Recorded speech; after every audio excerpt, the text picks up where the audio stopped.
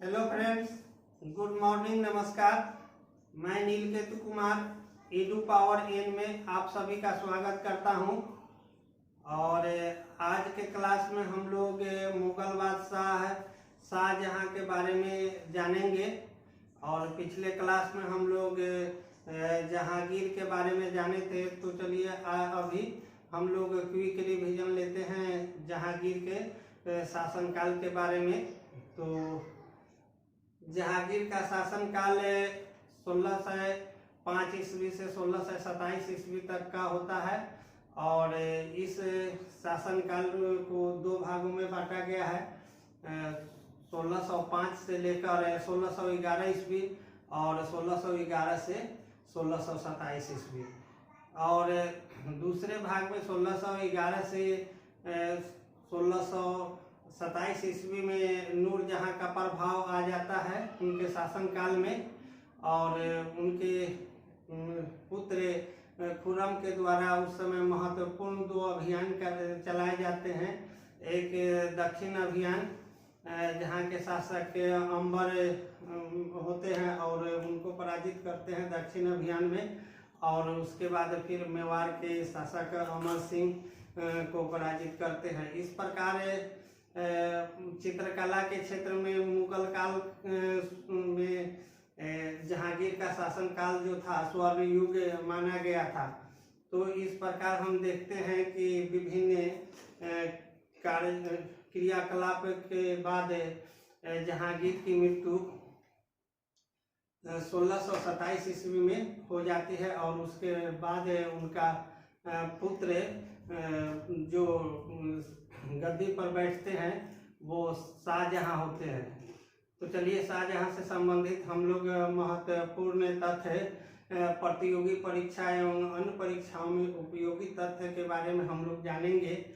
और किस प्रकार से शाहजहां अपने शासन सत्ता का बागडोर संभालते हैं। तो हम देखते हैं कि शुरुआती समय में जब जहांगीर की मृत्यु होती है तो एक छोटा सा सत्ता संघर्ष होता है। और इस संघर्ष में अंततः शाहजहां अपने आप को स्थापित कर पाते हैं और राजा बनते हैं। और तो छोटी से बीच की अवधि में जिस समय जहांगीर की मृत्यु होती है और उनके मृत्यु के बाद जो 4-5 महीने का अवधि होता है, उस अवधि में राजा कोई नहीं रहता है। और ऐसे छोटे मोटे मंत्री परिषद द्वारा वहीं के एक जो खुसरो के पुत्र थे उनको राज्याभिषेक करा दिया जाता है। परंतु जब शाहजहां वापस आते हैं अपने अभियान से तो उस समय क्या करते हैं कि अपने आप को राजा घोषित करते हैं। इस प्रकार हम लोग देखते हैं कि शाहजहां के शासनकाल जो है 1628 से लेकर 1658 ईस्वी तक है। तो कहीं कहीं 1627 से लेकर 1657 तक होता है। लेकिन क्योंकि कुछ संक्रमण काल है, इस अवधि में 4-5 महीने का जो अवधि है उसमें कोई अस्थायी जो राजा बनते हैं वो अस्थायी तो नहीं प्रदान करते हैं, इसलिए उनका हम लोग अध्ययन नहीं करते हैं। अब आगे देखते हैं कि शाहजहां जो राजा बनते हैं 1628 से लेकर 1658 तक, इस समय में वो क्या क्या करते हैं और प्रारंभिक स्थितियों का और अपने सिंहासन पर आरूढ़ होने के समय किस प्रकार से अपने आप को स्थापित कर पाते हैं। क्योंकि शुरुआती दौर में छोटी मोटी सत्ता संघर्ष होती है और उस संघर्ष में शाहजहां अंततः सफल होते हैं और अपने आप को मुगल बादशाह, मुगल वंश के गद्दी पर स्थापित करते हैं। तो शाहजहां का जन्म 1592 ईस्वी में हुआ था और उनके बचपन का नाम खुर्रम था। काफी प्रसिद्ध नाम था खुर्रम। आगे चल के जब ये दक्षिण अभियान से वापस आए थे उस समय जहांगीर ने उनको शाहजहां के नाम से संबोधित किया था और इस शाहजहां के नाम से ही आगे चल के वो मुगल बादशाह बनते हैं, गद्दी पर आरूढ़ होते हैं। तो दूसरा है 1612 ईस्वी में शाहजहां का विवाह अंजुमन मंद बानो बेगम से होता है। अंजुमंद बानो बेगम जो है वो है उससे होता है, जिनको शाहजहां ने मलिका ए जमानी अपने से जब शादी करते हैं उसके बाद उनको उपाधि से सुशोभित करते हैं, मलिका ए जमानी। आगे चल कर इन्हीं को मुमताज महल भी कहा जाता है, मुमताज महल भी यही है। अब हम आगे देखते हैं कि जब मुगल बादशाह शाहजहां 1612 ईस्वी में, उस समय जो शुरुआती दौर था 1612 ईस्वी का, जब विवाह उनका होता है, उस समय जहांगीर ही शासन में रहते हैं, शासन सत्ता का वागडोर जहांगीर के हाथ में होता है। अब दूसरा 1628 ईस्वी में शाहजहां मुगल बादशाह जब बनते हैं, गद्दी पर बैठते हैं, उस समय शहाबुद्दीन मोहम्मद साहिब किरण ए सानी और की उपाधि धारण करके और मुगल बादशाह बनते हैं ये।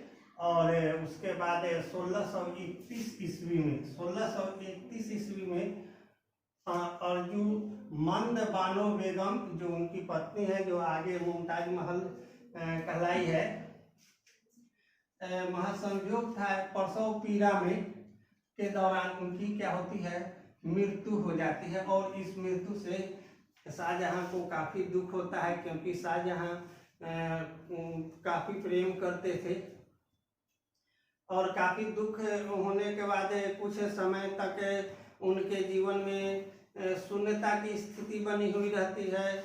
अन्य युद्ध या राज्य के अन्य क्रियाकलापों को वो गति प्रदान नहीं कर पाते हैं, गति थोड़ी सी धीमी हो जाती है। लेकिन धीरे धीरे आगे चलकर उसको जो राज्य मिला था जहांगीर के द्वारा, उसको फिर पुनः तीव्र गति से गति प्रदान करते हैं। और आगे चल के आसफ खां को वजीर एवं महावत खां को खाने खाना की उपाधि प्रदान करते हैं। आसफ खान जो है नूरजहां का भाई है, जिसमें हम लोग देखे हैं कि जहांगीर के शासनकाल में एक गुट बना हुआ था। उसी गुट का एक सदस्य थे जो नूरजहां के भाई थे, आसफ खां। तो आसफ खां जो थे, आसफ खां की लड़की जो थी मलिका ए जमानी या अर्जुमंद बानो बेगम, उससे शादी शाहजहां का हो गया था। और इस शादी के बाद वो उनके ससुर हो गए थे। और जब ये दक्षिण अभियान पर थे और जहांगीर की जब मृत्यु हो गई थी, उस समय इनके प्रयासों के द्वारा, आसफ खां के प्रयासों के द्वारा ही मुगल सिंहासन पर सत्ता पर काबिज प्राप्त कर सके थे। इसी कारण से जब वो बादशाह बनते हैं तो वजीर के पद पर उन्हें सुशोभित करते हैं। और महावत खां को भी विद्रोह को दमन करने में, शुरुआती दौर में जो विद्रोह चल रहे थे उसको दमन करने में सहायता प्रदान किए थे शाहजहां को। इस कारण से उच्च पद पर खाने खाना की उपाधि देकर उन्हें सुशोभित किया था।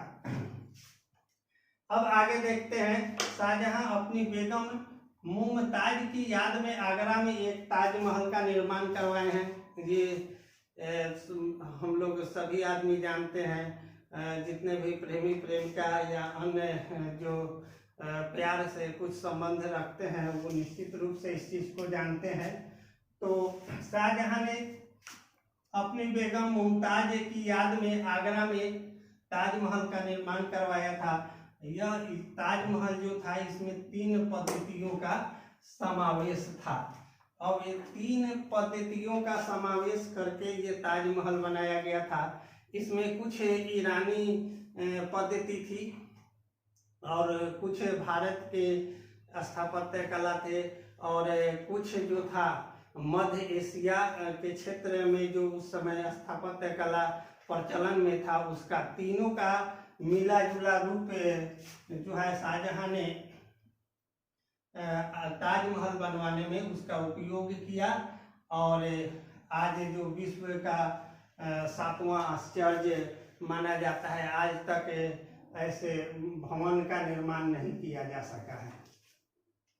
ताजमहल जो है यह एक मकाबरा है मुमताज महल का, कोई भवन नहीं है, मकाबरा है।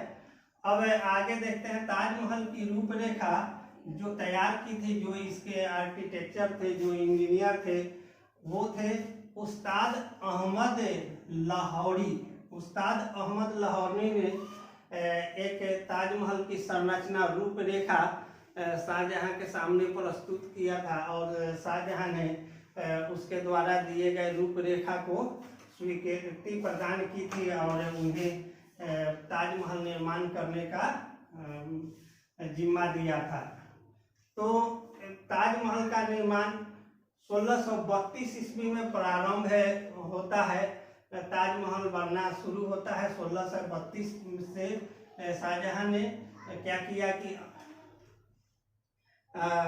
ताजमहल बनाना प्रारंभ करते हैं, और ये 1653 तक बनता रहता है। बहुत लंबा समयावधि तक ताजमहल का निर्माण किया गया, और इसी कारण से इसे विश्व का 7वां अजूबा माना गया है। अब आगे हम देखते हैं शाहजहां द्वारा कुछ मुख्य अभियान, विजय अभियान, साम्राज्य विस्तार के दृष्टिकोण से जो किया गया उसके बारे में। तो अहमदनगर और बीजापुर जो था उस समय प्रत्यक्ष नियंत्रण में, मुगलों के प्रत्यक्ष नियंत्रण में नहीं होने के कारण 1632 ईस्वी में शाहजहां ने अहमदनगर को मुगल साम्राज्य में मिला लिया। वहां पर अपना एक अभियान चलाया, और इस अभियान चलन के माध्यम से उसे वहां के जो शासक थे वर्तमान समय में क्या किए कि शाहजहां की अधीनता स्वीकार कर ली, और वे पराजय के बाद क्या हुआ कि उस क्षेत्र पर अहमदनगर या बीजापुर जो दक्षिणी भाग में था उस पर शाहजहां का नियंत्रण कायम हो गया।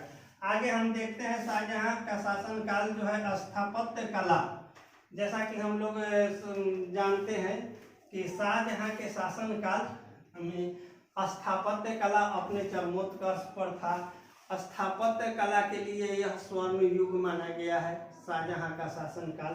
इस काल में बहुत सारे भवन, किला या अन्य इमारतें का निर्माण किया गया। जैसे हम देख रहे हैं कि शाहजहां के द्वारा बनाई गई कुछ इमारतें हैं, जो जैसे दिल्ली की लाल किला, दिल्ली का लाल किला है, और आज भी वो हम लोग देखते हैं। वहाँ से झंडा तोलन का काम होता है, झंडा तोलन हम लोग प्रत्येक साल करते हैं। तो वो दिल्ली का लाल किला का निर्माण शाहजहां ने ही करवाया था। और उसके बाद दीवाने आम, दीवाने खास, उसके बाद दिल्ली का जामा मस्जिद, ताजमहल, लाहौर किला स्थित शीश महल, लाहौर किला में एक शीश महल है, आगरा का किला, उसके बाद मोती मस्जिद, इन सब इमारतों का निर्माण शाहजहां ने करवाया। और इसी बीच में वो एक शहर की भी स्थापना किए थे, और वो शहर जो था शाहजहांबाद नाम से प्रसिद्ध हुआ था दिल्ली में ही। और ज़्यादातर अपने स्थापत्य कला का जो विकास किए उन्हीं क्षेत्रों में शाहजहां ने किया था। अब हम आगे देखते हैं मयूर सिंहासन। मयूर सिंहासन से सब कोई कितनी किस्सा कहानी जुड़ी हुई है। मयूर सिंहासन अपने आप में एक स्थान रखते थे। इसमें काफ़ी नक्काशी किया हुआ था, और इसमें नक्काशी में जो अद्वितीय था वैसा सिंहासन फिर दोबारा पुनः नहीं बनाया जा सका था, क्योंकि उसमें कोहिनूर हीरा भी जरा हुआ था। उसी सिंहासन में कोहिनूर हीरा जो आज भी इसके लिए विवाद होता है, विवादास्पद मुद्दा है ये। तो मयूर सिंहासन का निर्माण शाहजहां ने करवाया था और एक 1632 ईस्वी में 1632 ईस्वी में पुर्तगाली विद्रोह का दमन किया था। 1632 ईस्वी में जब केप ऑफ गुड होप की स्थापना रास्ता खोज लिया गया था, स्वतंत्र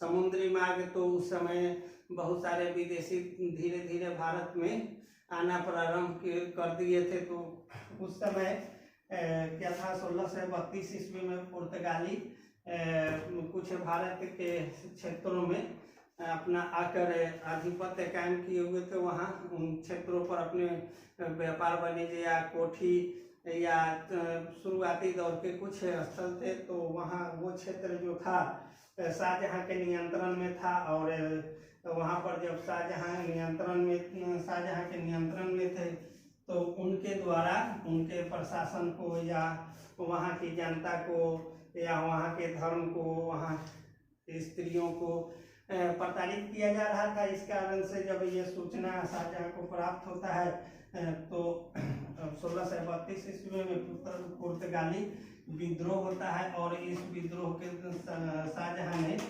क्या कर देते हैं, दमित कर देते हैं, दमन कर देते हैं। आगे चल के सिजदा और पावोस से एक प्रथा था, हम लोग देखे हैं दिल्ली सल्तनत में, पिछले समय में दिल्ली सल्तनत में बलवन के द्वारा यह लाया गया था सिजदा और पावोस से प्रथा, जो साक्षात दंडवत किया जाता था।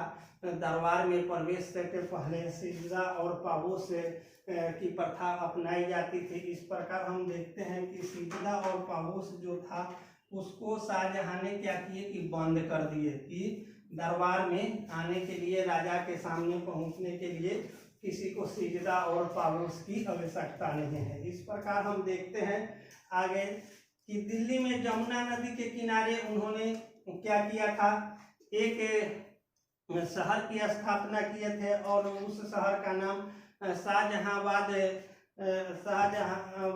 रखा था। और इस शहर की स्थापना के बाद जो ज़्यादातर भवनें, इमारत या किला, ये अन्य सारी चीज़ों का जो निर्माण करवाए थे इसी क्षेत्र में करवाए थे, शाहजहानाबाद में ही, जो जमुना नदी के किनारे था। ये अभी भी नई दिल्ली, पुरानी दिल्ली का कुछ क्षेत्र है, वो उसी जगह पे ये सारी इमारतें बनी हुई है। अब हम आगे देखते हैं। 1658 ईस्वी में शाहजहां को औरंगजेब कैद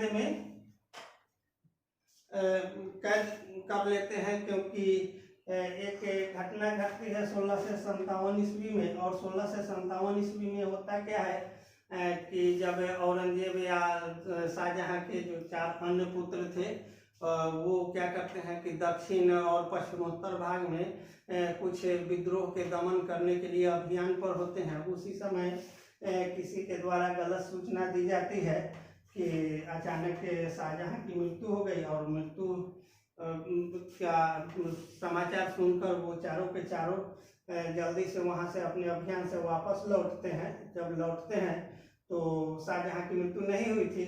इस कारण से 1658 ईस्वी में क्या किया कि औरंगजेब और उसके चारों जो भाई थे उसमें विद्रोह हुआ, और विद्रोह में काफ़ी ज़्यादा ये बढ़ गई विद्रोह, और इस कदर बढ़ गया कि चारों भाई आपस में लड़े, उसमें 1-2 भाई की मृत्यु भी हो गई। लेकिन औरंगजेब अंततः अपने आप को क्या किया कि सबसे सबल और शाहजहां को अपने शासन सत्ता से उतारते हुए शाहजहां को बंदी बना लिए, और बंदी बनाकर कैदगिरी में उन्होंने क्या किया कि जेल में रख दिए, कैद खाने में रख दिए। इस प्रकार से औरंगजेब ने जो सत्ता संघर्ष हुआ शाहजहां के शासनकाल में अंतिम समय में, उसमें अंततः औरंगजेब ही सफल होते हैं। और इस प्रकार जब औरंगजेब शासन सत्ता पर आते हैं तो उसकी चर्चाएं हम आगे करेंगे। लेकिन 1666 ईस्वी में 74 वर्ष की अवस्था में शाहजहां की मृत्यु हो जाती है और बंदी की अवस्था में ही वो जब बंदी रहते हैं जहाँ औरंगजेब के उसी अवस्था में उनकी मृत्यु हो जाती है। और मृत्यु के पश्चात फिर से औरंगजेब राजा बनते हैं। तो चलिए औरंगजेब की चर्चा हम लोग अगले नेक्स्ट क्लास में करेंगे। और आशा करते हैं कि मेरे द्वारा बताई गई जानकारियाँ आप लोगों को अच्छी लगी होगी। तो लाइक, शेयर और सब्सक्राइब निश्चित करें ताकि आपका सहयोग हमें मिलता रहे। थैंक यू, धन्यवाद।